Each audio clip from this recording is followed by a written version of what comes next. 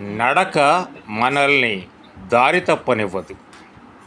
మన మనసుకు మనం ఇవ్వగల అత్యంత శక్తివంతమైన ఆయుధం, ఔషధం నడక.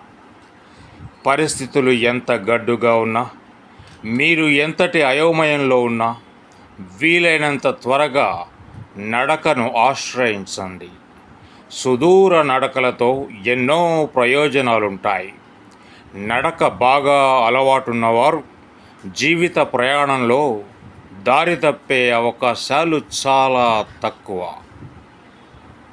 ఇక మనం చేసే పనిలో నిజాయితీ, మనం మాట్లాడే మాటల్లో నిజం ఉన్నంత వరకు ఎదుటివారు ఎంత పెద్ద మనిషి అయినా భయపడాల్సిన అవసరం లేదు.